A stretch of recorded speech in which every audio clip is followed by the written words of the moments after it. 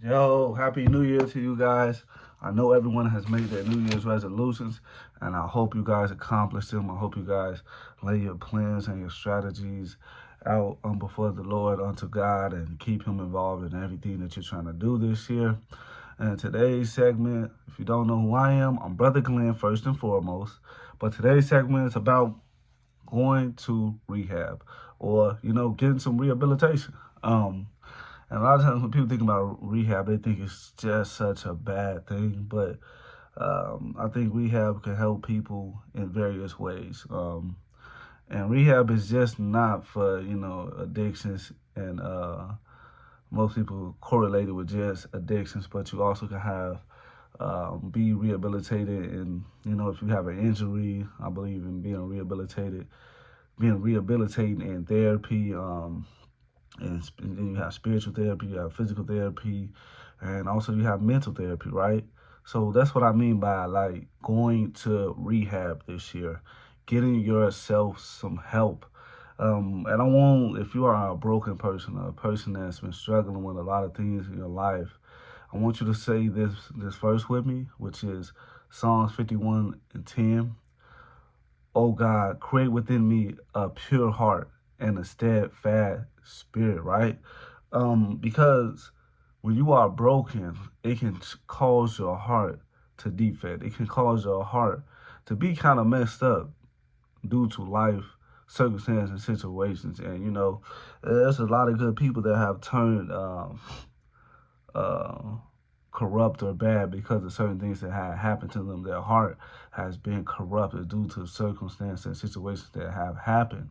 So when you say this verse or you're feeling broken, you don't know what to do, or you are pained in your heart, ask God to create within you a pure heart. Ask Him to create within you a steadfast spirit that you might be able to endure. And rehabilitation is just the care of your natural abilities or abilities to improve, to take care or maintain. That way you can still continue along your everyday life. It can be mental, it can be physical, it can be emotional, and it could be spiritual. Um, and this brings me to my first key point. When you're going to rehab, when you're dealing with any type of therapy or being rehabilitated, we have to first do one thing, and I think that's admitting that you have an issue, admitting that you might have an illness, or admitting that you have a problem. I think it's hard for us as human beings or just people in general. We could be prideful and we could say, "Man, there's nothing wrong with me," but you could be broken on the inside as even on the outside. When someone has a physical injury, an NFL player or a basketball player or any type of sports player, they ultimately have to come to terms with whatever type of injury they have. You have to admit that you do have an injury. You could try to like play on it, but you might, you get what I'm saying? You can injure yourself even more. It's the same thing with your heart or your mind. You can say, okay, I'm mentally okay. I'm emotionally okay, and just keep going and keep going. But what you are doing, you are continuously to damage yourself in a negative way. You are continuously to harm yourself, and you don't want to do that. You want to first admit that you have a problem, that you have an issue, and that you might be broken or you might be injured. That way, God can enter into your life, or He can send people in your life that's going to help you. You have physical therapists, you have spiritual therapists. We all need these type of things in order to move forward in life, to keep us grounded and get back to where we need to be, or to even become stronger, because you're going to be broken throughout life and you need this. So you have to admit first that you need help. The way you can go to the road of recovery or a healing, and God will use people along your path to help you. It doesn't always have to be spiritual. Always doesn't have to be a apostle or pastor. Those are very well needed.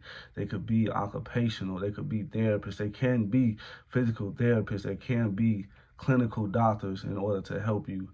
But you first have to admit that you have a problem. That way God can release the abundance of healing and information and resources to you. Because like I said, if you just want to keep going acting like you're doing have a problem, that wound, that injury might become infected and might become worse. And sometimes we don't see ourselves, and people can say, "Oh man, I can tell that person is broken." So admit that you have a problem. Confess with your own mouth that you need help. That way, God can send you that divine connection and that divine help in order to help you. Um, and the second thing I believe is endure pain. Yo, on the road to recovery, you're gonna have pain, right? Um, if you're dealing with any type of physical injury and you're trying to recover, it's going to be painful for a while. When you get out of a surgery, right? If it's a real hard surgery, real dangerous surgery, they say you're on the road to recovery. You're on the road to rehabilitation, because you're not as strong as you used to be after that surgery. You know, whether you were broken or you had an illness, you might have lost your strength. It's the same thing in your mind and your heart, and there's nothing wrong with that. Um, you're gonna have to endure some pain. So when you're going to therapy, you might have to reflect on some past things that you went through that might have been traumatic. But in that painful process, you're gonna gain insight. You're gonna gain exercise, just like when you do physical therapy. That therapist can help you, or your apostle, your pastor, or whatever type of spiritual therapy you are seeking. They will be able to help you process and navigate through that pain. And when you learn how to process pain, what comes from that? Strength comes endurance. You're gonna be uncomfortable doing this whole recovery, this whole rehabilitation, because it's there's a change in your body, there's a change in your mind, there's a change in your heart that you didn't really notice how much it affected you. So you're gonna be uncomfortable, maybe going back to those things or reliving those things or trying to exercise your body in a certain way, but you have to endure that pain in order to gain strength. And with that pain, like I said, comes that strength, and ultimately you can help another individual. The last thing I want to talk to you is about the finish line. Yo, a lot of people think there is no finish line. Trust me, there is a finish line, right?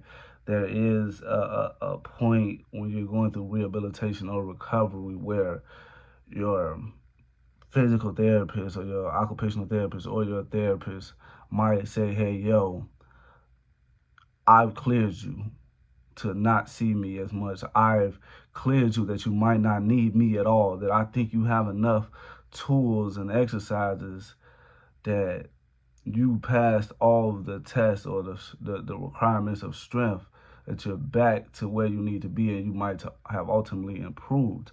So you might have reached the finish line, but I want to tell you, once you reach that finish line, because there will be a finish line, understand that you have to maintain everything that you were taught. Even in the spiritual aspect, you're constantly growing. You're constantly learning that things will happen throughout life. You're gonna get injured. You're gonna be hurt mentally, physically, emotionally, even spiritually. But remember the exercises and the teachings that you were taught by those people. When you get to the finish line, realize this is what I'm going to need to continuously move forward in this everyday life. Some people think it will never end, that they're going to always hold your hand. The only person that's always going to be there for you, and that's God. It says he will never forsake the righteous. He will never leave you. He will never forsake you.